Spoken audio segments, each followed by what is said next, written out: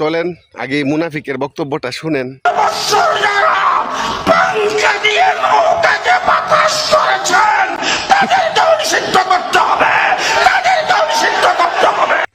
শুনছেন কয় কি 16 বছর চরমুনায় পীরে ফজল করিম সাহেব আর রেজল করিম সাহেবে তারা কি করছে, নৌকারে বাতাস দিছে, নৌকারে উষ্ণ উষ্ণ একটা ঠান্ডা ঠান্ডা একটা ভাব মানে বাতাস দিছে, দিয়া নৌকাটারে সুস্থ সুন্দর রাখছে আর কি, বুঝেন নাই? আচ্ছা, তো চলেন দেখি যে শেখ হাসিনার আমলে ফজল করিম সাহেব বা চরমুনার পীর সাহেব ওনারা কি হাত পাখা দেয়া নৌকারে বাতাস দিছিল কিনা, না নৌকার পাশে আগুন ধরাইছিল।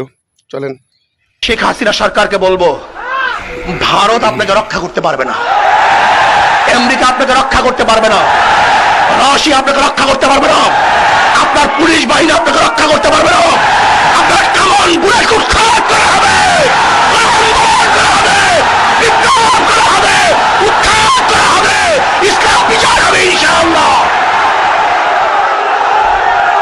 শেখ হাসিনা আপনার লজ্জা নাই, আমরা লজ্জা রাস্তায় বের হতে পারি না, লজ্জায় মাথা নত হয়ে গেছে।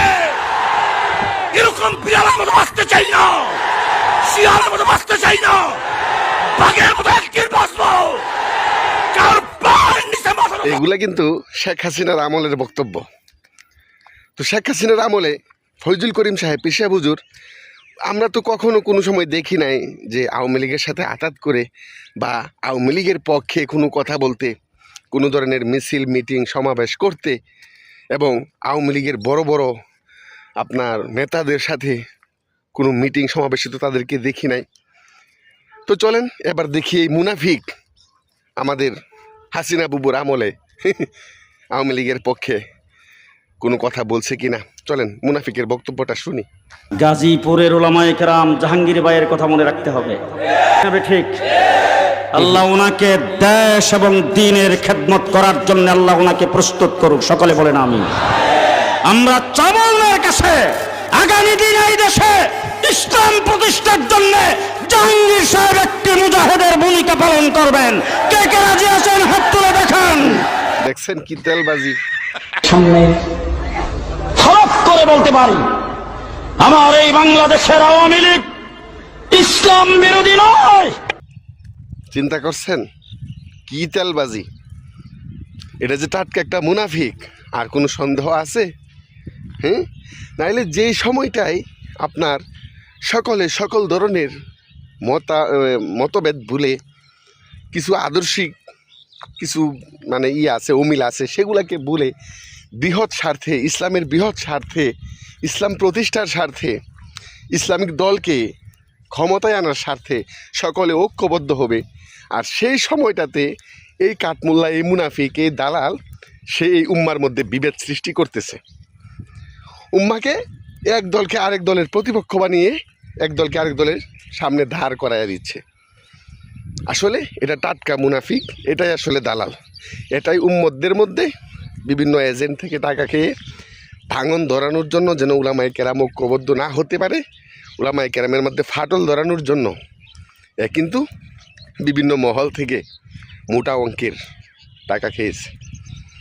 এখন প্রশ্ন করতে পারেন যে তাহলে শেখ হাসিনার আমলে সবাইকে ধরলো, বড় বড় আলেমদেরকে ধরলো, চরমুনার পীরকে ধরলো না কেন? এটা কিন্তু একটা প্রশ্ন থাকে বাইরে।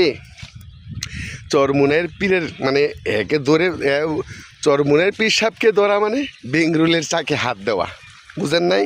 তো আওয়ামী লীগের ওই দুঃসাহস ছিল না যে বেঙ্গরুলের চাকে হাত দিবে, কারণ চরমুনার পীর সাহেব ওনাকে অ্যারেস্ট করবে তো দূরের কথা, ওনার গায়ে একটা টুকা পড়লে ওনার যেই ভক্তবৃন্দ মুরিদরা আছে তারা জীবন দিয়ে দিত, বুঝেন নাই? থানায় নিবে, জেলখানায় নিবে, জেলখানা ভেঙ্গে নিয়ে আসতো, কারণ ওই ধরনের পাগল, বুঝেন নাই? হ্যাঁ, এই কারণে তারা জানতো যে একে কিছু করা যাবে না, একে ধরা যাবে না, ছোঁয়া যাবে না, ধরলে ছুঁইলে খবর আছে, কারণ সবগুলাই পাগল, ওই মানে বড় ধরনের পাগল আর কি। তো এই কারণে চরমুনার পীর সাহেবকে কখনোই গ্রেপ্তার করার দুঃসাহস শেখ হাসিনা করে নাই, বুঝছেন? তো এই সমস্ত মুনাফিক বন্ড দালালকে চিনে রাখবেন।